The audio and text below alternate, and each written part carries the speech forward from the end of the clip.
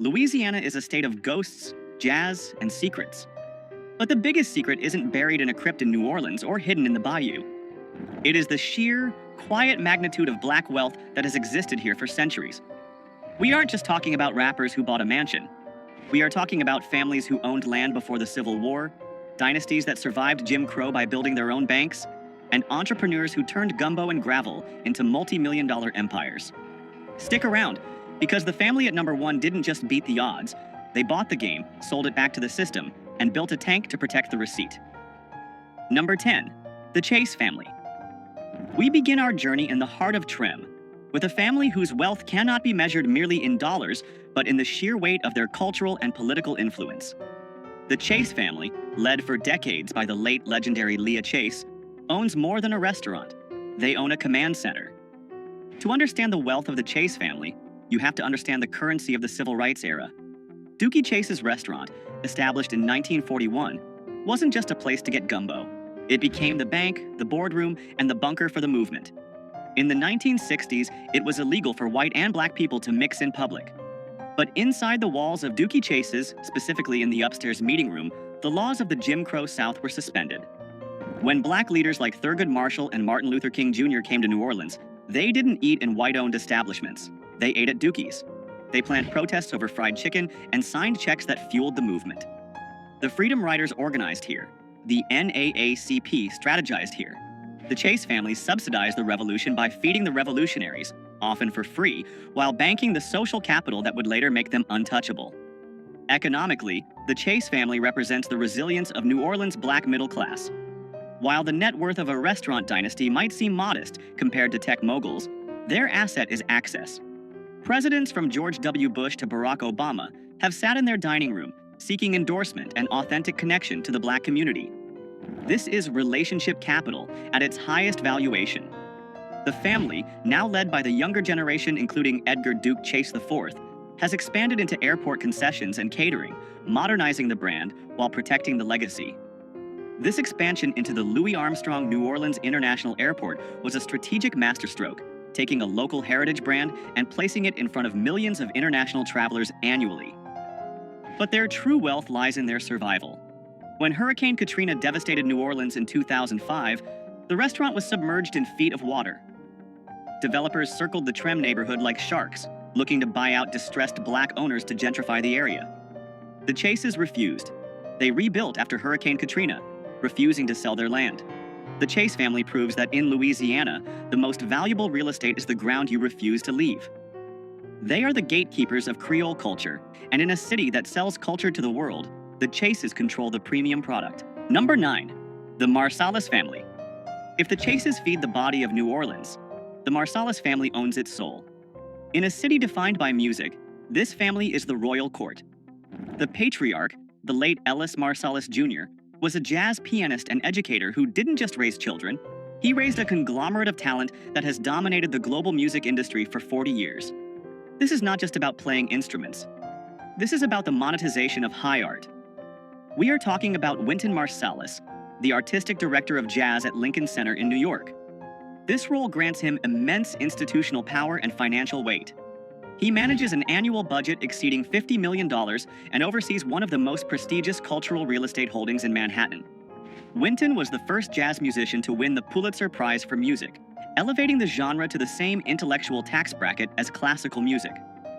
Then there is Branford Marsalis, a Grammy-winning saxophonist and bandleader who famously led the Tonight Show band, securing network television money in an era when that meant millions. Delphio and Jason Marsalis round out a dynasty that has collected enough Grammys to fill a warehouse. Financially, the Marsalis family represents the pinnacle of intellectual capital. They didn't just play music, they institutionalized it. Their wealth comes from touring, publishing rights, educational institutions, and brand partnerships that span the globe. But unlike many entertainers who leave their hometowns and never look back, the Marsalis family leveraged their global fame to bring investment back to the neighborhoods that raised them. Their impact on Louisiana is physical. The Ellis Marsalis Center for Music in the 9th Ward is a multi-million-dollar facility. It serves as a monument to their father and a training ground for the next generation. This center was the anchor of the Musicians' Village, a Habitat for Humanity project that built homes for musicians who lost everything in Katrina. This is how you convert fame into infrastructure. In the hierarchy of Louisiana wealth, the Marsalis family proves that mastery of a craft, when executed at the highest level, creates a brand that outlasts any single business cycle. They turned jazz from a club gig into a global institution. Number 8, the Charbonnet family. In New Orleans, death is not just an end. It is a business, a parade, and a ceremony. And the people who control that ceremony hold a unique and powerful position in the social order. Enter the Charbonnet family, the proprietors of Charbonnet-Labat-Glapian Funeral Home in Trem. This is old money in the truest sense. The funeral home was founded in 1883. Let that sink in. This Black-owned business has been operating for over 140 years, surviving Reconstruction, Jim Crow, the Great Depression, and Hurricane Katrina. To understand the wealth of the Black funeral director, you must look at history. During segregation, white banks would not lend to Black people, and white insurance companies would not insure them. The funeral director was often the only person in the community with significant liquid cash flow and the ability to navigate bureaucracy. They became the de facto bankers and community leaders. The Charbonnet family represents generational stability. Their wealth is built on real estate and the unshakable trust of the community. They handle the funerals for the city's elite, the musicians, and the cultural icons. When a jazz funeral rolls through the streets of Trem with horse-drawn carriages and brass bands, it is often the Charbonnets orchestrating the spectacle. These funerals are not simple affairs. They are massive logistical events involving permits, bands, carriages, and receptions. The economics of a high-end New Orleans funeral can rival that of a wedding, and the Charbonnets have held the contract on dignity for nearly a century and a half. This isn't flashy wealth. You won't see them flexing on Instagram. But their historic building on St. Philip Street is a fortress of Black ownership in a rapidly gentrifying neighborhood. They own the land, the history, and the process of transition. In a state that reveres ancestry, the Charbonnets are the guardians of the ancestors, and that is a position of quiet, unassailable power. Number 7, the McKenna family. Information is power, and in New Orleans, the McKenna family controls the narrative. Dr. Dwight McKenna and his wife, Beverly Stanton McKenna, are a power couple who have built a diversified portfolio that bridges medicine, media, and history. Dr. McKenna is a prominent physician and former coroner, but the family's true influence comes from the New Orleans Tribune. Founded in 1985, it is one of the most respected Black-owned newspapers in the country. But here is the flex. They didn't just start a paper, they revived the name of the first Black daily newspaper in America, originally published in 1864. They saw themselves as the continuation of a lineage of Black resistance. Owning a media outlet gives the McKenna family a distinct type of leverage. They can highlight issues that the mainstream press ignores, champion Black businesses, and hold local politicians accountable. This media capital translates into political influence that few other families possess. But their wealth is also tangible and visible. They own substantial real estate in New Orleans, including Le Musée de FPC, the Museum of the Free People of Color.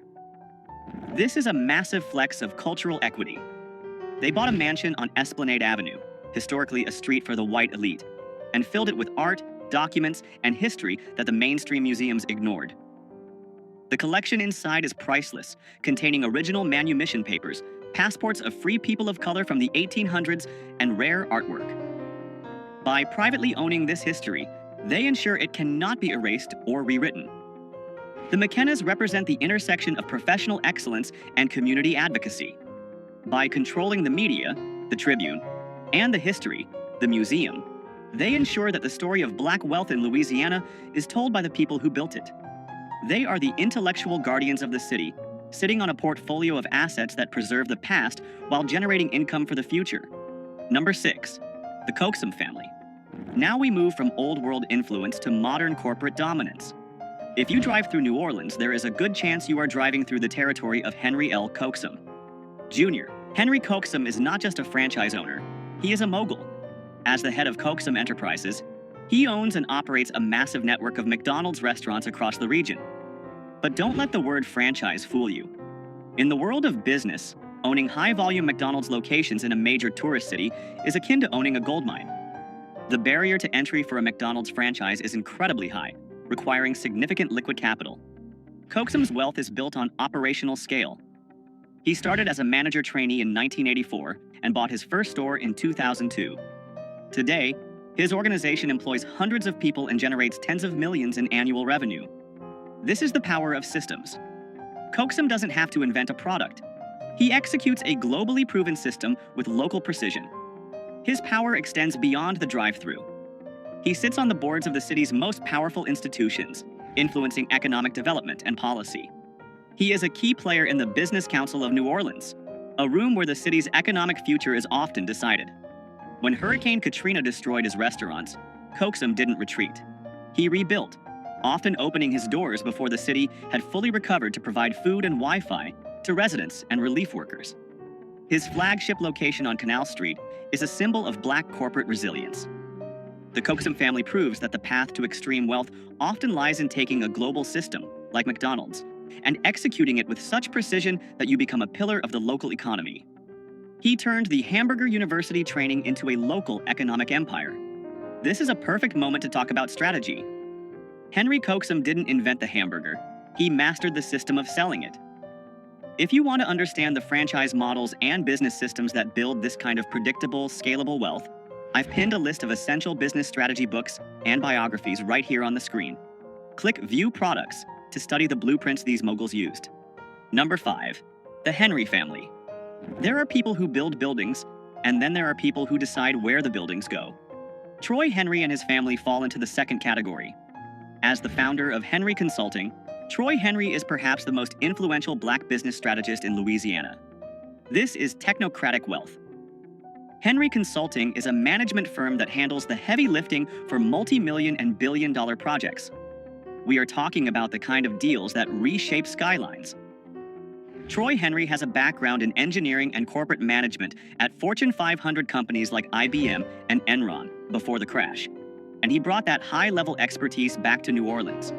His firm has been involved in massive undertakings, including the management of the Biodistrict New Orleans and the redevelopment of the World Trade Center New Orleans.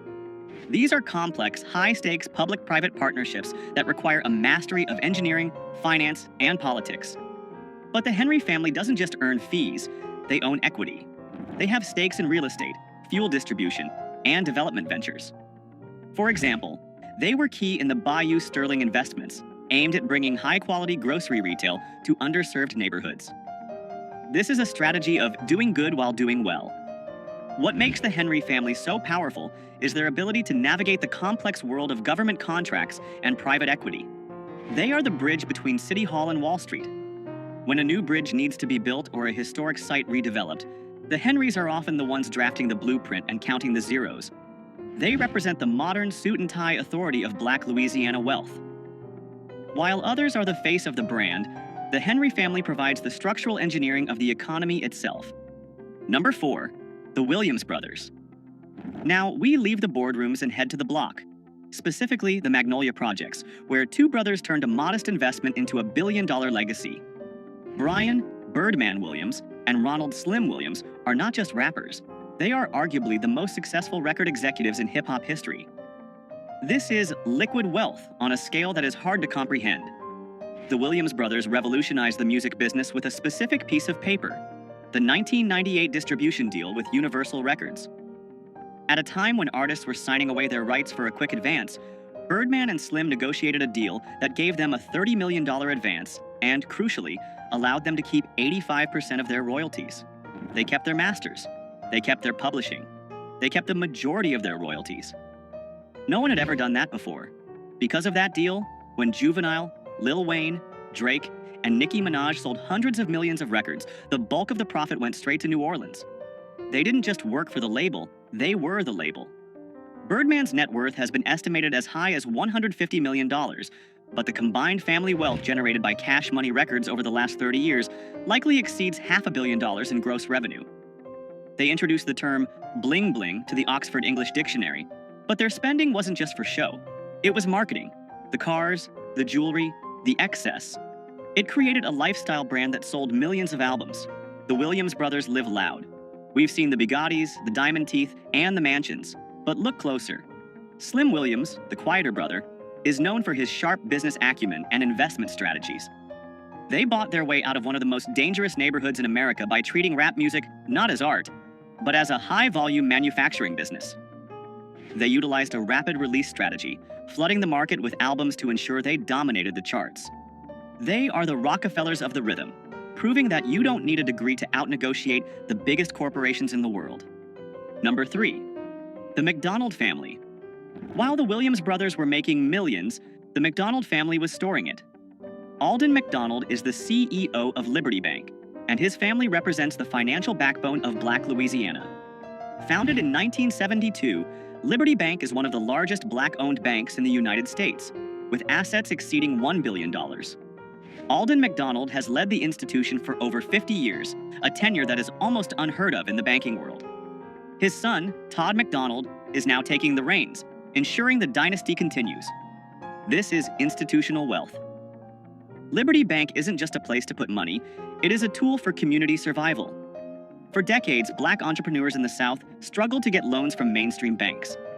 Liberty Bank filled that void, financing thousands of first-time homeowners and small business owners. When Hurricane Katrina hit, Liberty Bank was underwater, literally. Their headquarters and data centers were flooded. Most small banks would have folded. The McDonalds didn't. They operated out of trailers, fought for federal assistance, and not only saved the bank but expanded it. They went on an acquisition spree, buying other banks in Kansas City, Detroit, and Jackson, Mississippi. The McDonald family controls the flow of capital. They decide who gets the mortgage, who gets the small business loan, and which projects get funded. By expanding regionally, they have diversified their risk and increased their power base. They live in the exclusive enclaves of New Orleans East and Pontchartrain Park, quietly wielding more power than any politician. In a capitalist society, the banker is king, and the McDonalds wear the crown in Louisiana. They proved that Black wealth doesn't just have to be about entertainment or sports. It can be about holding the keys to the vault. Number 2. The Miller family.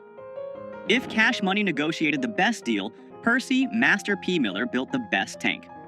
The Miller family is the ultimate example of a self-made dynasty that diversified faster and harder than anyone else. Master P didn't just sell records, he sold an economy. His origin story is legendary, with a $10,000 settlement check from a malpractice suit related to his grandfather's death. He opened a record store in Richmond, California, before bringing the operation back to New Orleans. He started No Limit Records with a guerrilla marketing strategy, selling tapes out of the trunk of his car and bypassing the traditional gatekeepers. But he didn't stop at music. He launched No Limit Films, a clothing line, a sports management agency, a toy company, and even a phone sex line at one point. He understood vertical integration before he knew what the words meant. By manufacturing the product, controlling the distribution, and owning the marketing channels, he kept nearly every dollar generated. His net worth has been estimated between $200 million and $250 million. But the true wealth is in the family tree. He raised his son, Romeo Miller, to be a mogul from childhood. Romeo starred in his own show, played basketball at USC, and now runs multiple businesses alongside his father, from luxury sneakers to food brands like Rap Snacks. The Millers are expansionist wealth. They never settle. Master P famously negotiated a deal to play in the NBA preseason for the Charlotte Hornets and Toronto Raptors, not because he needed the money, but to market his brand. He even tried to buy a wrestling league, WCW. They recently launched a line of grocery products to disrupt the food industry. They represent the hustle ethos of Louisiana refined into a corporate strategy. They don't just want to be rich, they want to own the shelf space, the screen, and the block. Number 1. The Barthélemy Morial Political and Business Dynasty. Wait, let's pivot. If we are strictly talking about the richest Black family in terms of liquid net worth and global brand visibility, the title belongs to the Miller family. But if we are talking about the richest in terms of controlling the state of Louisiana, we must acknowledge the Morial family. Ernest Dutch Morial was the first Black mayor of New Orleans. His son, Mark Morial, was also mayor and is now the CEO of the National Urban League. While they are public servants, the access and influence this family commands is priceless. They shaped the policies that allowed many of the other families on this list to thrive. However, for the purpose of proven financial assets and business empire, we are giving the number 1 spot to the Miller family. Why? Because Percy Miller broke the ceiling. He proved that a black family from the Calliope Projects could generate $400 million in revenue in a single year, 1998, and retain ownership of it all. He created a blueprint that allowed his children to be born into wealth, educated in business, and positioned to expand the empire.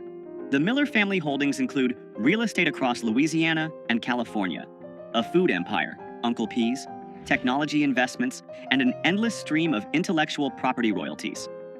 Master P is not just a rapper. He is the Louisiana version of a tech founder who exited with billions. He is the bridge between the poverty of the past and the infinite possibility of the future. He turned a tank into a trust fund, and that is why the Millers sit at the top of this list. From the kitchens of Dookie Chase to the boardrooms of Liberty Bank and the sound stages of No Limit, black families in Louisiana have built a fortress of wealth that defies hurricanes, history, and gravity. They didn't just survive, they conquered.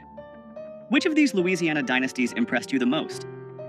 Was it the resilience of the Chase family or the sheer business genius of Master P? Let us know in the comments below. Subscribe to Black Status for more deep dives into the world of hidden wealth. I'll see you in the next one.